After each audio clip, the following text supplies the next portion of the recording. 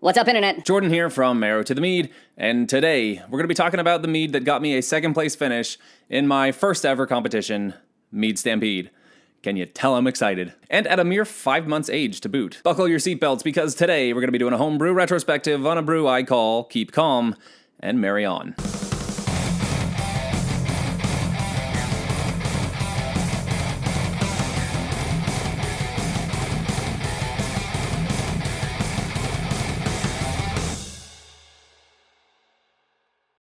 Now, real quick, before we get all the way into it, I want to apologize for not really having much brew footage of this. Unfortunately, this particular mead predates my channel, and I also just wasn't physically able to get footage for most of the process that went with this one. Because I don't have footage, I wasn't originally going to cover this on the channel, but then it did really well at Mead Stampede, and on top of that, I'm pretty sure that virtually everyone that watches my channel already watches Man-Made Mead and Doing the Most, so I thought this one might be of interest to you guys anyway. Sorry, but you're stuck with my ugly mug for most of the video. Now you might be wondering, dude, the mead came in second place. Why is this a retrospective and not a how to brew? And frankly, the reason for that is because I still made mistakes. There are things that I've already learned since then, and I think if I were to do this brew again now, I could do it a little better. After all, it came in second place, right? Not first. Always room for improvement. And finally, like I said when I introduced this format that I'm trying to work out here, homebrew retrospectives were never intended to be exclusive to failed brews. I want to be able to cover stuff that actually turned out well, but just focus more on the lessons and a little bit less on how did I do this? Not to say that I won't tell you how I did it, because we're also doing that, but I want to focus a lot on things that I would do different next time. Anyway, let's get on to the mead itself at long last. The first thing I want to talk about is the style of mead that we're working with here. This is a no-water melomel, sometimes also called a fruit bomb. And what that means is that almost all, if not all, of the water that you're going to be using in this mead is just from the juice of the fruit. Now there might be very minor other additions, like the water that you use to rehydrate your yeast in Go Firm, for example. And if your fruit isn't particularly juicy, you may end up adding like maybe a quart or something to a very large batch, like 5+ gallons, just to round it up a little bit. But for the most part, the water is just in the fruit. To qualify for this title of fruit bomb, you really need to be using at least 4 pounds of fruit per gallon in primary.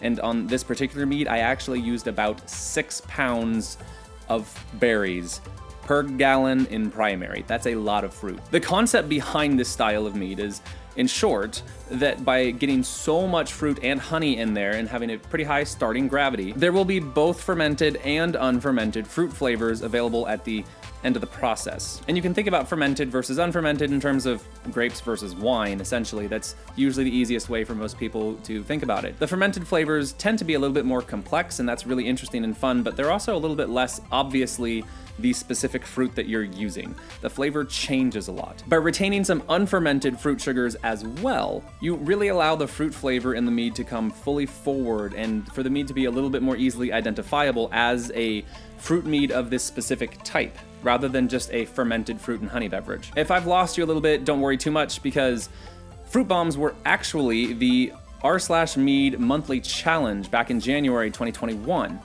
Corey did a really fantastic write-up on the style with a lot more detail than I feel like is appropriate for me to cover here. And Corey is frankly one of the foremost experts on the style, so it's probably better that you get the information from him than from me anyway. I'll put a link to the write-up that he did down in the description so you can get an even better sense of what the style is trying to accomplish than I can give you here. And for this particular mead, I ended up going with Marionberries, which are essentially a varietal of blackberry that, according to hunker.com, is slightly sweeter, juicier, and earthier. A great spread of flavors that has apparently gotten this berry some comparisons drawn to Cabernet grapes. Go figure. So that's where we're at with this mead. That's what I'm making, a Marionberry fruit bomb. Let's take a look at the recipe. The base recipe for this is pretty simple. 60 pounds of Marionberries, 40 pounds of honey, 40 grams of Lalvin 71B yeast. That said, there were also some powdery things that I put into this one, specifically 1.75 grams of potassium metabisulfite, 0.6 grams of Lalzyme EXV, and 3 teaspoons of pectic enzyme. But all those powdery things are actually lessons learned on this one. The first one I want to talk about is the fact that Lalzyme EXV and pectic enzyme are different products that ultimately do the same thing. They help with the maceration of your product, help with extraction of colors and flavors.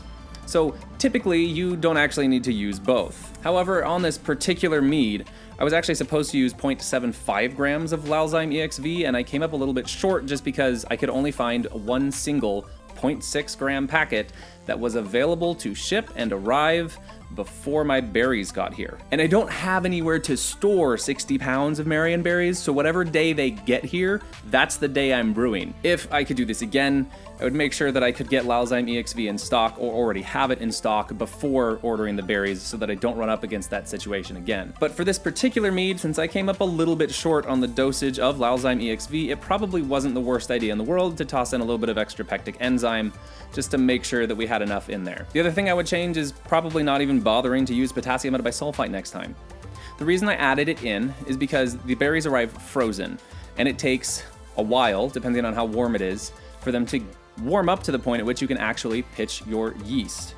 Until they defrost, you're just not getting a fluid must out of the honey and frozen berry mixture. In my case, for this particular mead and the time of year I was dealing with, I think it actually took almost 48 hours between the time that I poured the honey over the berries to get to the point at which it was warm enough I felt comfortable pitching my yeast. Now, 2 whole days of leaving something you would normally have refrigerated, just sitting out in the open, trying to get it to warm up, scares me a little bit. I want to make sure that I don't get any mold or any infections or anything like that, and that was the purpose of the potassium metabisulfite. It is actually a fairly common practice, albeit it seems like maybe a slightly older one now. But in this case, the whole reason I'm waiting is because the berries are so cold the yeast can't ferment yet. They're basically refrigerated the entire time. As long as you're keeping an eye on the temperature and make sure to get the yeast in probably at the bottom end of their comfort range. For Lalvin 71B, that's about 59 degrees Fahrenheit. You should really be fine. I would still make sure that the bucket is covered the entire time so you don't get bugs in there or anything like that, but the potassium metabisulfite's probably just not necessary. So let me sum up the process so far. Dump the berries in the bucket. Pour honey over the berries. Let that warm up and try to mix it until it gets fluid enough that you feel like you can add your powdery things. Let that continue warming up until you get to the bottom end of Lalvin 71B's comfortable temperature range for fermentation, which is 59 degrees Fahrenheit or 15 degrees Celsius. And once you get to that point, rehydrate your yeast in Go Firm and pitch. And that brings us around to nutrition on this kind of mead. And again, in this case, I'm actually not going to go into a ton of detail on it because there already is a really good video on how to do nutrition for these by Storm Before Dawn. He produced it to go along with the monthly mead challenge that I mentioned earlier where Corey did a write-up. So I will also put a link to Storm's video down below if you guys want to get the full level of detail on how to calculate nutrition in these things. But I will give you a brief summary of the process, and that's basically that because you are using such an insane amount of fruit on these, there's actually a significant amount of organic nitrogen available to act as a nutrient, which means that you get better results if you focus on the inorganic nutrients like Fermate K and diammonium phosphate. There's a couple different ways you can calculate this, and frankly, at the time, I didn't quite get it right. But since I brewed this, I've watched Storm's video a couple times, kind of practiced it a bit, and I think I'm getting the hang of it. There's a spreadsheet that Storm links to from his video that you can use to calculate this kind of stuff. You basically zero out Fermate O, since that's all organic stuff and you have plenty of that available already in the fruit, and you add what's called an offset to the spreadsheet to basically tell it to account for an estimate of how much organic nitrogen you already have available due to all that fruit. And then it'll tell you how much Fermate K and diammonium phosphate you're going to need to add to still hit your target YAN, or yeast assimilable nitrogen. Now, a fruit bomb like this can ferment pretty fast, so instead of extending your nutrient addition schedule over like the first week or something, I recommend doing 2 nutrient additions, one at 24 hours and the other at 48. On this particular brew, I ended up using 12.62 grams of Fermate K and 8.41 grams of diammonium phosphate. That said, I think I actually under-targeted my nutrition on this a little bit. I would use the new spreadsheet method that I'm trying to follow based on Storm's video, which if I try it today, gives me a target YAN of 222 instead of the 160 ppm I was targeting when I brewed this. Seems like a significant difference. After the nutrients are in, just continue punching the cap for the first week to make sure you don't get any mold, then leave the lid on for the next 3 weeks. We're gonna hit 4 weeks total in primary here. The extra 3 weeks is primarily for contact with the fruit skins to develop tannins. Now, this part always scares me because of the mold risk, and it is technically a risk. But what I found so far is that as long as your bucket is sealed well and you're not opening it up, a combination of the CO2 given off by fermentation, the way that the fruit actually stays fairly wet on its own right without needing to be punched, and the amount of alcohol that should be present after the first week due to fermentation all make for pretty harsh conditions for molds to take root in. It is possible. It's fairly unlikely. If you get mold, you know what to do with it. And yep, all good. But as long as your bucket is sealed fairly well and you don't keep opening it up just to ogle your mead, chances are pretty good you'll be fine. When I got around to secondary, racking was an absolute nightmare. Marionberries just completely disintegrate and become this fine goop that is extremely difficult to filter out in any way that doesn't immediately clog the filter. I'll be honest, I was only able to get about 2 gallons of free run, meaning just using my racking cane. And my starting volume was somewhere around 10 gallons.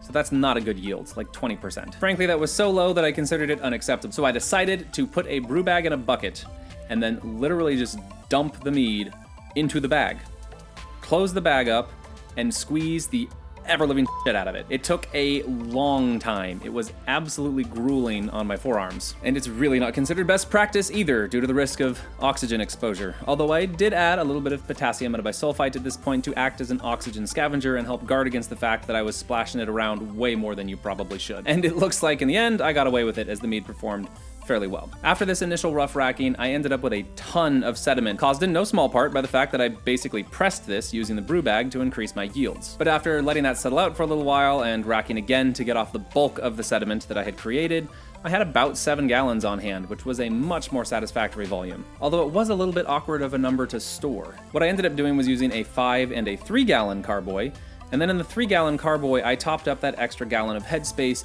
using some of the cherry bomb mead that I had made, in the hopes that since it was also a no water melomel, it would have a similarly intense flavor profile and a similar amount of ABV. It was also using 71B and a similar amount of fruit flavor. Unfortunately, that didn't actually work out all that well. It didn't ruin the mead by any means, but it was very obvious to me that the 5 gallon carboy that was only the Marionberry bomb was significantly better than the 3 gallon carboy that now had a blend of 1 part cherry and 2 parts Marionberry. The cherry just kind of diluted the Marionberry flavor. It was less Marionberry forward and it was more just fruit forward. It had lost some of its uniqueness and it wasn't quite as tart anymore, which was part of what made it really unique and enjoyable to me. So what I eventually ended up doing was actually just racking both the 5 gallon carboy and the 3 gallon carboy into a big bucket and stirring them all up together.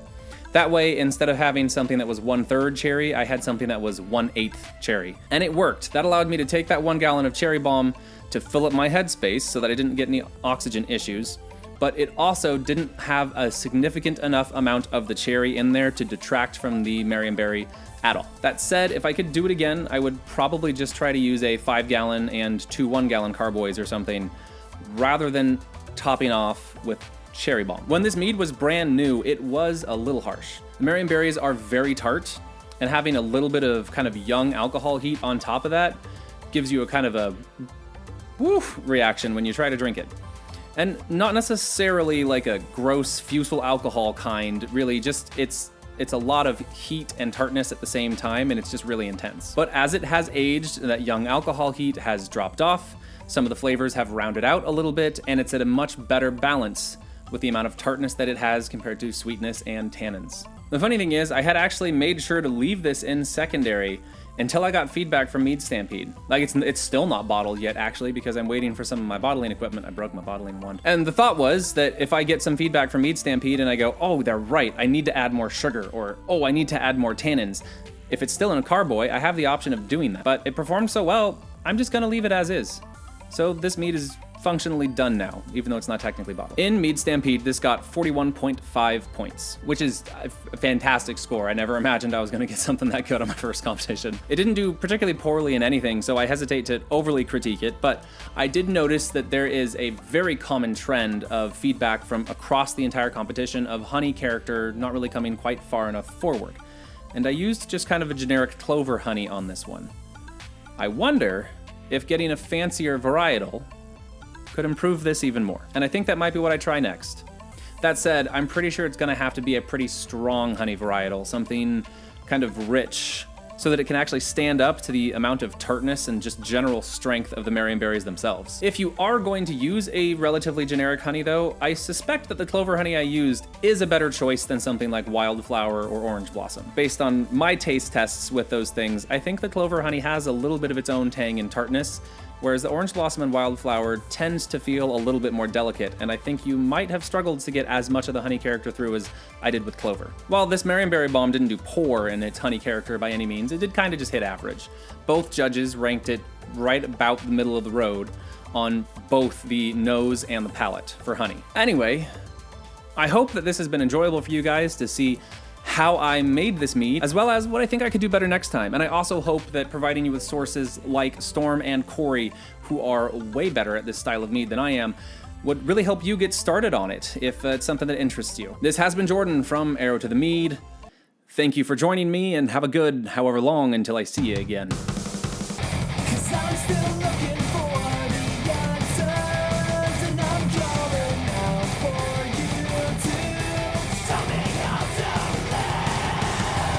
I want